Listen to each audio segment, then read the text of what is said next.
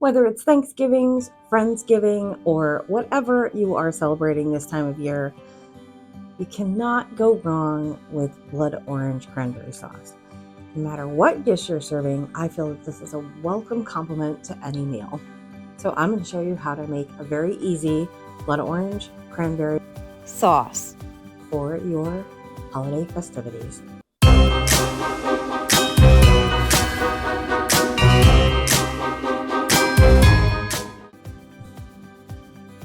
You're going to need one 12-ounce bag of cranberries, 2 or 3 blood oranges. These were a little small, so I got 3. You'll need to zest these and squeeze them to make half a cup of orange juice.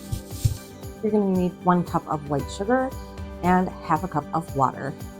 And whatever additional spices we're going to be using, or what you'd like to put in, you can put in ginger, cinnamon, any of those warming spices to give just a hint of fall harvest flavor. So let's get started. I'm going to get started by zesting and juicing oranges and setting those aside.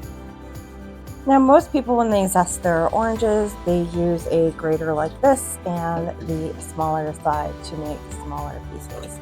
I also have a fancy orange zester, which I really enjoy using.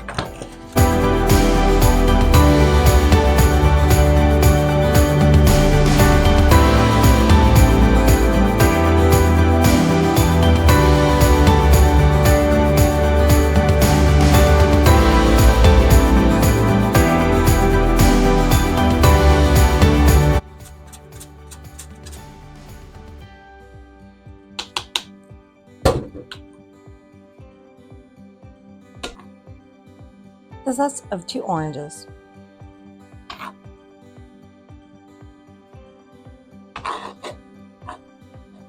for me, was about 1 teaspoon of zest.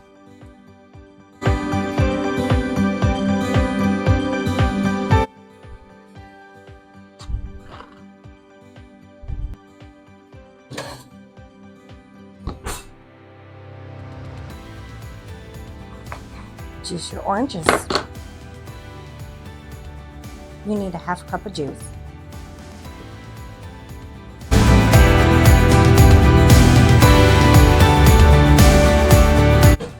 Strain out your seeds.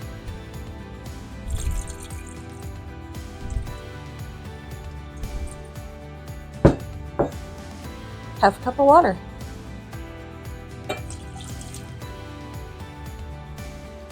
One cup of sugar.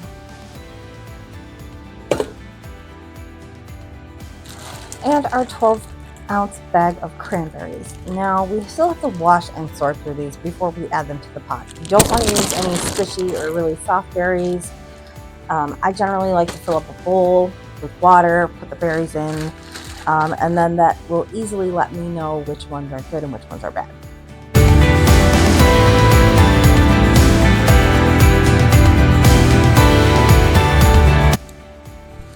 That was a good batch.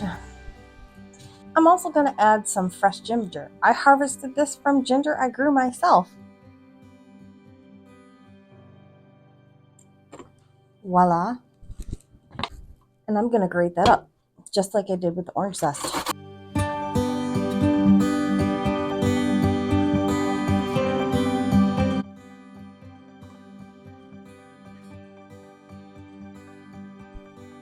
Now we're just going to put this on the stove, medium-high heat, until it comes to a boil.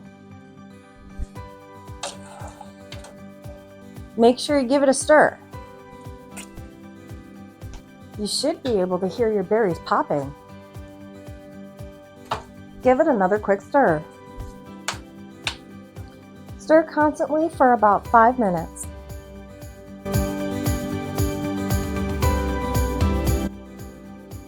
Once the bubbles start to really form, you want to stir faster. Once the 5 minutes are up, reduce your heat to low. Keep stirring constantly. At this point, you can cook until you feel the desired thickness has been achieved. However, it will thicken as it cools even further.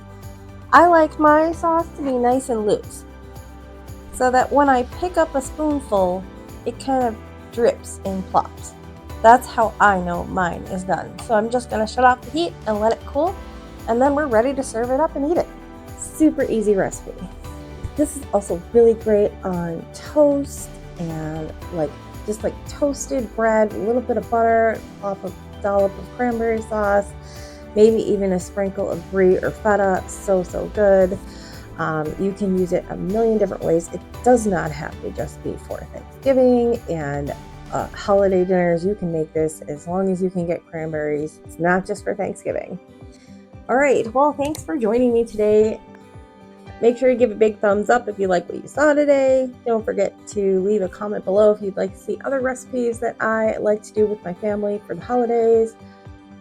Make sure you subscribe so you never miss an episode of all the fun going on here in the lab. And be like the bats in the belfry and hit that bell so you get notified when we upload. Thank you for joining me again, and we'll see you again next time in the lab. Bye!